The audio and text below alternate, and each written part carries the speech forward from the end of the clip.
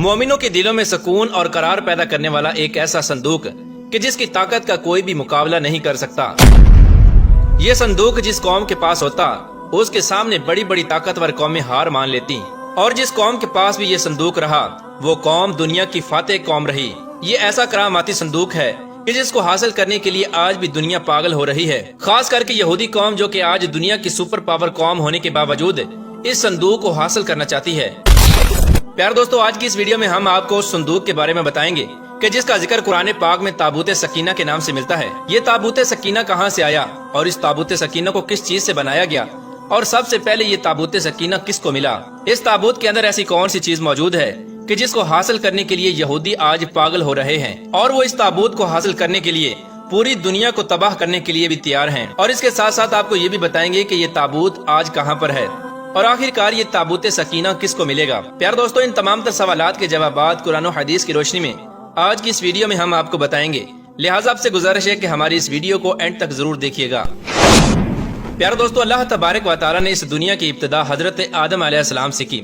जब हजरत आदम अलैहिस्सलाम जन्नत से दुनिया में तशरीफ लाए तो इनके साथ अल्लाह तबारक व तआला ने और बहुत सारी चीजें उतारी। इन चीजों में एक ताबूत सकीना भी शामिल था जो सबसे पहले हजरत आदम अलैहिस्सलाम को अता किया गया। ताबूत सकीना का जिक्र अल्लाह तबारक व तआला ने कुरान पाक की सूरह बकरा की आयत नंबर 248 में किया है।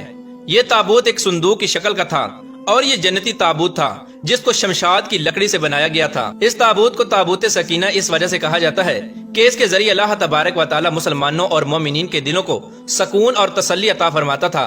लिहाजा इसी सुकून और करार की वजह से इसका नाम ताबूत सकीना रखा गया। हजरत आदम अलैहिस्सलाम की जिंदगी में ये ताबूत हजरत आदम अलैहिस्सलाम के इस्तेमाल में रहा।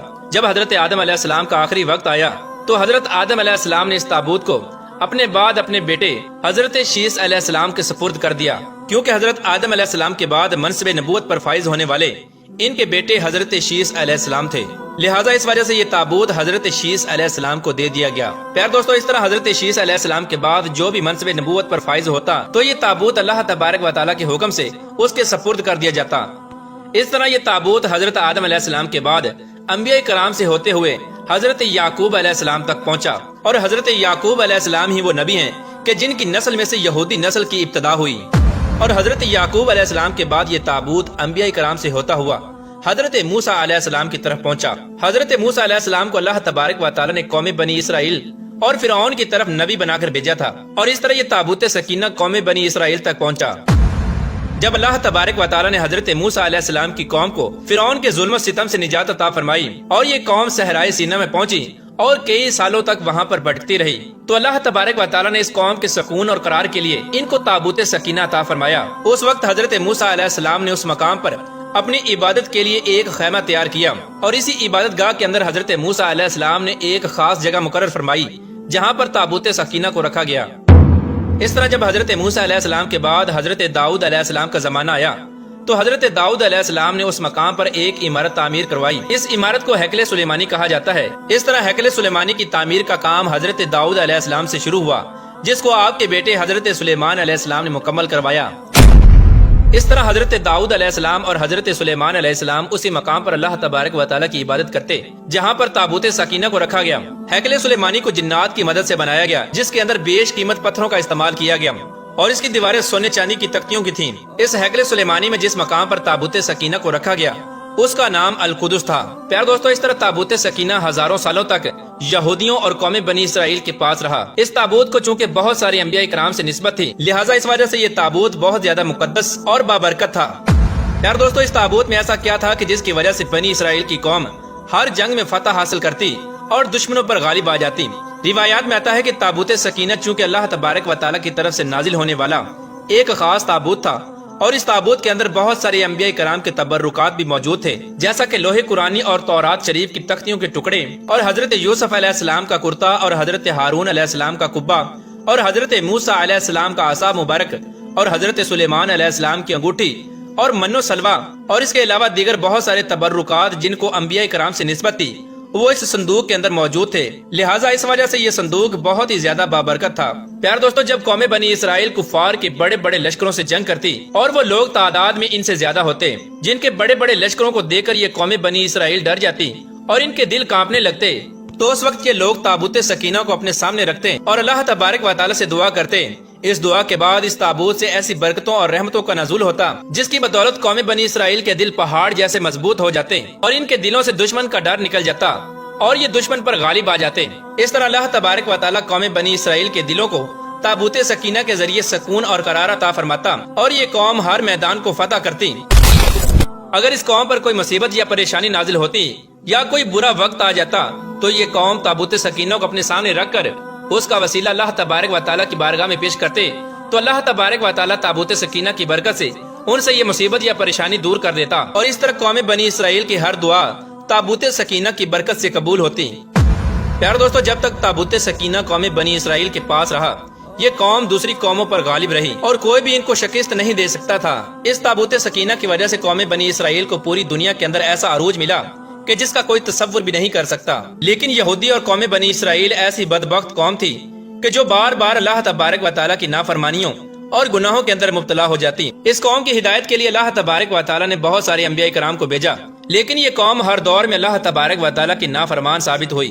بلاخر جب یہ قوم اپنے گناہوں سے باز نہ آئی تو اللہ تبارک و تعالیٰ کا دردناک عذاب ان پر مسلط ہو گیا۔ اسی دوران قوم عمالقہ کے سرداروں نے قوم بنی اسرائیل پر حملہ کر دیا۔ ان کافروں نے قوم بنی اسرائیل کا قتل عام کیا اور ان کی بستیوں کو اجاڑ دیا۔ اس طرح قوم عمالقہ نے یہودیوں کا قتل عام کیا اور ان کی عمارتوں کو جلا دیا اور تابوت سکینہ کو اٹھا کر اپنے ساتھ لے گئے۔ اس طرح اس جنگ کے بعد قوم عمالقہ تابوت سکینہ کو اپنے ساتھ لے گئی اور قوم عمالقہ نے اس بابرکت صندوق کی بے حرمتی کی اور اس صندوق کو نجاست اور کچرے کے ڈھیر پر پھینک دیا۔ اس طرح جب قوم عمالقہ نے تابوت سکینہ کی بے حرمتی کی تو اللہ تبارک و تعالیٰ نے قوم عمالقہ پر اپنا عذاب نازل فرمایا اور اس قوم کو طرح طرح کی بیماریوں کے اندر مبتلا کر دیا، جس کے سبب قوم عمالقہ کے لوگ ہلاک ہونے لگے اور تڑپ تڑپ کر مرنے لگے۔ اس عذاب کے اندر قوم عمالقہ کے 5 بڑے بڑے شہر ختم ہو گئے۔ قوم عمالقہ کے وہ لوگ جو ابھی تک اس عذاب سے بچے ہوئے تھے، جب ان کو اپنی غلطی کا احساس ہوا کہ ہم پر یہ عذاب تابوت سکینہ کی بے حرمتی کی وجہ سے نازل ہوا ہے، لہٰذا ان کافروں نے عذاب سے بچنے کے لیے اس تابوت سکینہ کو اٹھایا اور ایک بیل گاڑی پر لاد کر بنی اسرائیل کی بستیوں کی طرف روانہ کر دیا۔ اس وقت اللہ تبارک و تعالیٰ نے تابوت سکینہ پر اپنے 4 فرشتوں کو مقرر کیا۔ یہ فرشتے تابوت سکینہ کو اٹھا کر اس دور کے نبی حضرت شموئیل علیہ السلام کے پاس لے گئے۔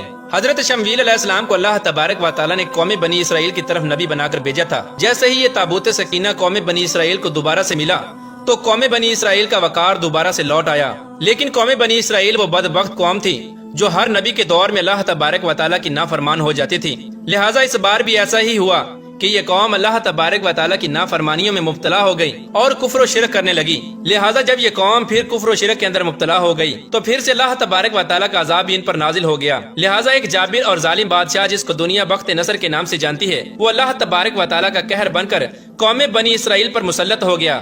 چنانچہ بخت نصر نے یروشلم پر حملہ کر دیا جہاں پر یہودی آباد تھے اور یہودیوں کو چن چن کر قتل کر دیا۔ جب بخت نصر نے یہودیوں پر حملہ کیا اور یہودیوں کے شہر کو تہس نہس کر دیا تو اس قتل و غارت کے اندر تابوت سکینہ کہیں غائب ہو گیا۔ لہٰذا اس جنگ کے بعد تابوت سکینہ کا کسی کو کچھ پتہ نہ چلا۔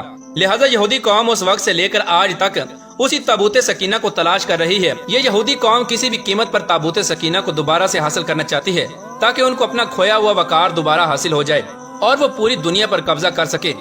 پیارے دوستو، تابوت سکینہ کہاں پر ہے اور یہ آخری دور میں آخر کس کو ملے گا؟ تو اس کے متعلق مختلف روایات ملتی ہیں۔ یہودیوں کے عقیدے کے مطابق تابوت سکینہ مسجد اقصی کے نیچے دفن ہے، لہٰذا اسی وجہ سے یہودی آج کے دور میں مسجد اقصی کو گرانا چاہتے ہیں اور اپنے مسیحا دجال کے آنے سے پہلے اس تابوت سکینہ کو حاصل کرنا چاہتے ہیں۔ بعض روایات کے مطابق تابوت سکینہ ایتھوپیا کے چرچ کے اندر موجود ہے اور بعض لوگوں کا یہ ماننا ہے کہ تابوت سکینہ عرب ممالک کے اندر موجود ہے، اور بعض روایات کے مطابق تابوت سکینہ حضرت امام مہدی علیہ السلام کے پاس ہے جو قرب قیامت میں اپنے ساتھ لے کر آئیں گے اور اس کے ذریعے یہودیوں پر فتح حاصل کریں گے۔ پیارے دوستو، حقیقت یہ ہے کہ تابوت سکینہ کہاں پر ہے اس کے متعلق صرف اللہ تبارک و تعالیٰ ہی جانتا ہے۔ اللہ تبارک و تعالیٰ سے دعا ہے کہ اللہ تبارک و تعالیٰ ہمیں